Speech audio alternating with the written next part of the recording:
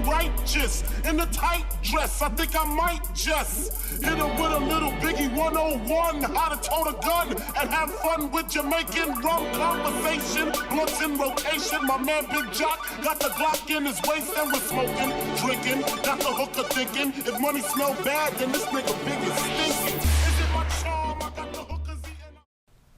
Alright, I didn't know how to start this video, but in some of my older videos, like not too long ago, I fixed my friend's KLR. He went for his first test ride.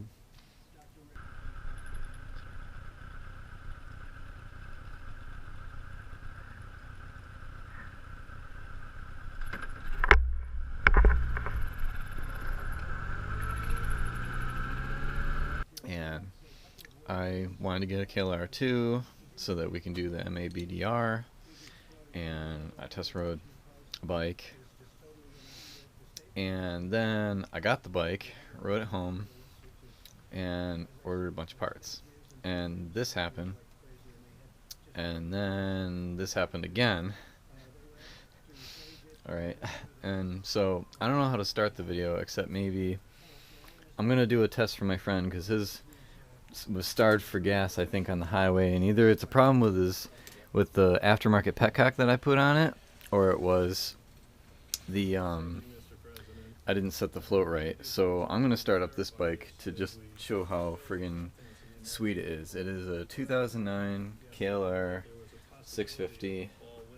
One owner. The guy bought it brand new from fucking Kebler's, and they did all the service on it, and I don't think they ever did the doohickey, and he never said or knew if they did an adjustment on it.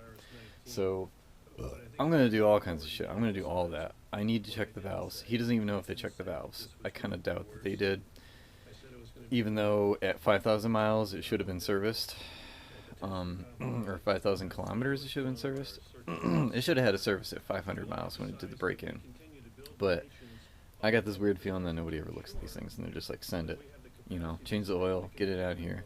So I am going to start the bike now, just to make sure that the bowl is full, and then I'm going to work on getting it on the center stand, and I'm going to drain the bowl, and we're going to do a measure to see how much is in it, because I remember how much was in my buddy's, and no matter what I did to the freaking float valve, it seemed to have the same amount in it no matter what. And so unless I put the float valve in backwards, and the way the directions of the prongs make a difference, which is possible, yeah, I'm going to tell him to run it on pre and hit the highway and see if that makes a difference. But I'm buying the manual petcock mod plate. It's the blocker plate, and I'm going to do that to this bike because I heard that at a certain point it might not even, you could get to a certain point in the tank and it wouldn't even fill it, or it wouldn't have enough vacuum to keep it open enough to fill it up fast enough if you're on the highway. And my buddy, I think he had a 2008 Scotty, and he would go and get 250 miles on a tank, but you never know if somebody already put like a manual petcock in it. I don't think it was a manual petcock because he left it on all the time. I'm not like that, so I'm gonna make it manual and do it right. I got a whole list of shit that I'm gonna do. The doohickey. I'm gonna put the Kronos windshield dash extender. I got the fork brace so I can mount the fender down near the fairing. I got the JNS mount, and by the way, most of this stuff is already in. Yeah, I showed you the pictures. And then I'm gonna put the rigid spotlights right there. I got a screen guard that looks pretty fucking awesome. That's mainly the reason I got it, for the headlight to protect that.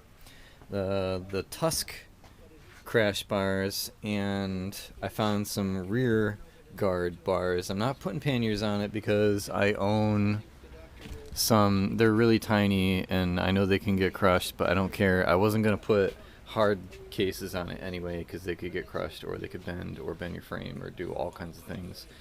So those will just be hanging over it, and the bars will stop it from fucking it up. Later modifications will be a guard for the master cylinder and a guard for the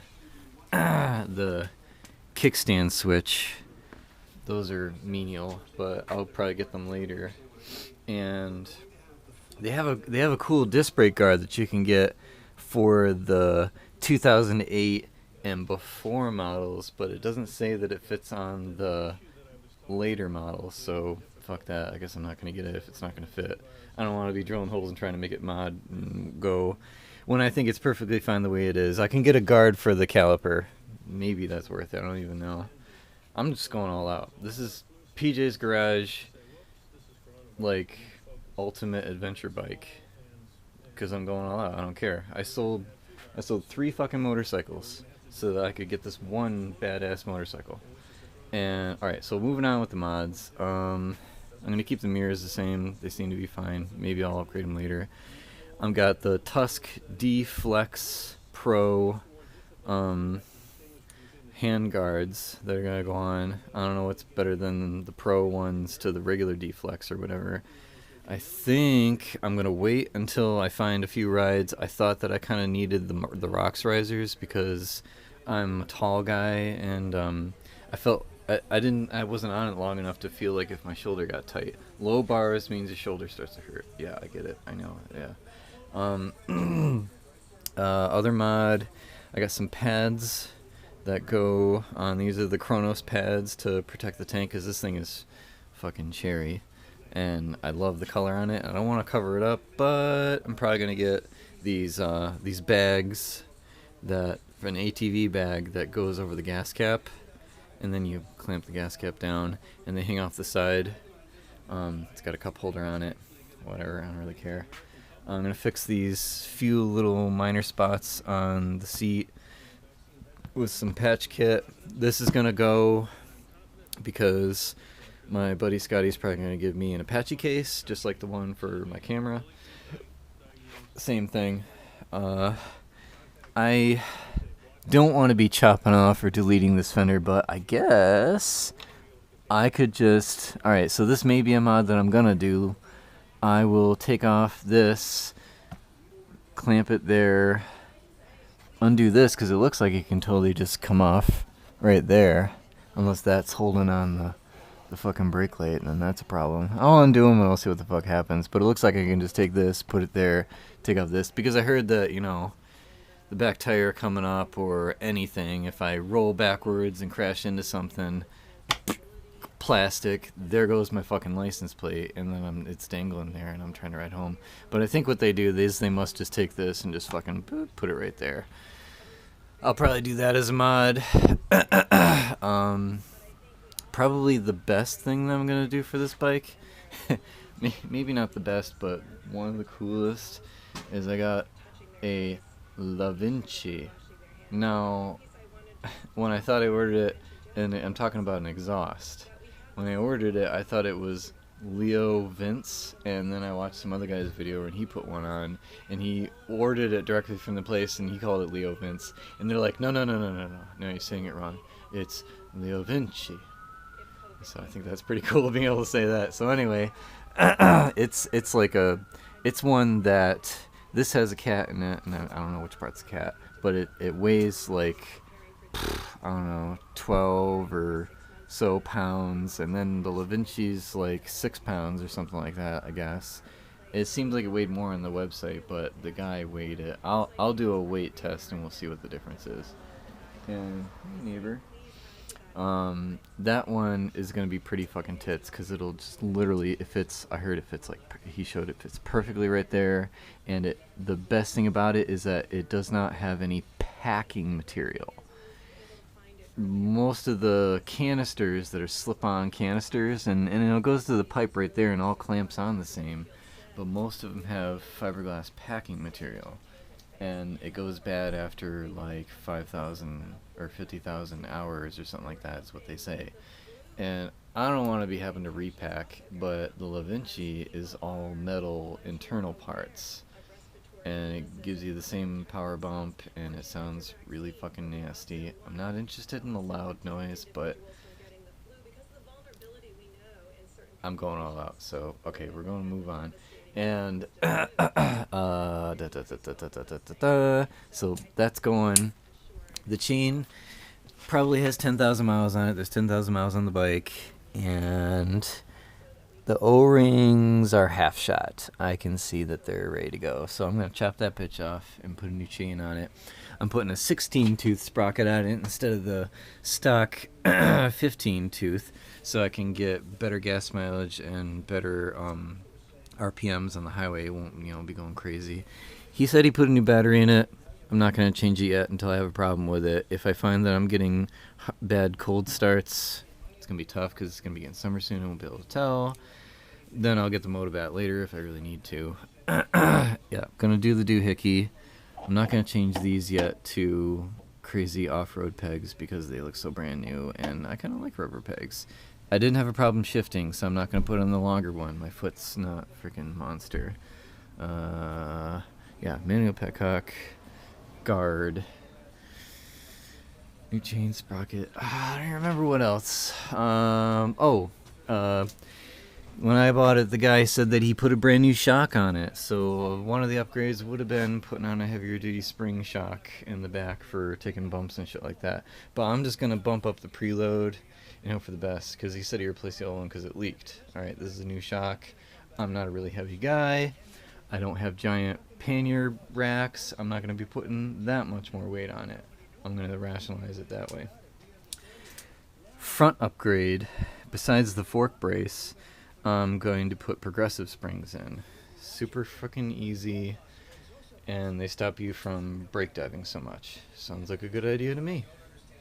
Other than that, yeah, let's start the bitch up. Let's see if it just turns over. I've been turning the gas off, but we're gonna turn it on and see what it does. I wanna see if this fucking got flooded or not. Oh, choke. Choke's different. A little bit of choke. Oop, yeah, it needs a choke.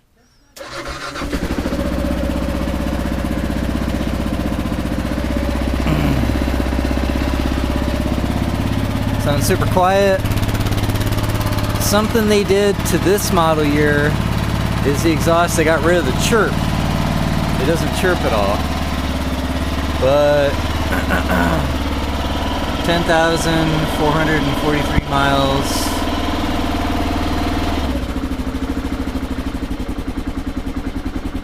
Sounds pretty good to me.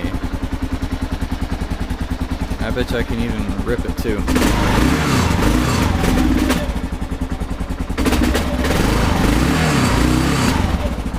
There's a backfire in it, so I know that somewhere in here there's something that's a little loose.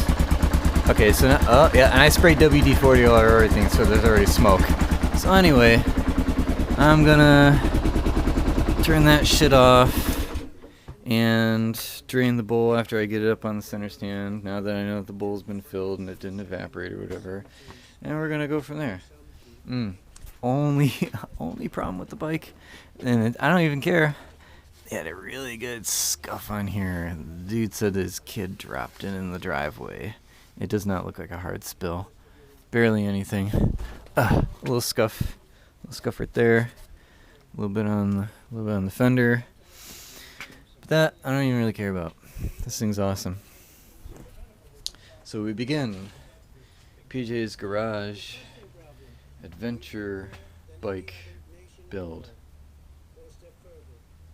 Moving on. This is in the back looking righteous in the tight dress. I think I might just hit her with a little Biggie 101, how to tote a gun and have fun with Jamaican rum conversation. Blunts in rotation. My man Big Jock got the Glock in his waist and we're smoking, drinking. Got the hooker thinking if money smell bad, then this nigga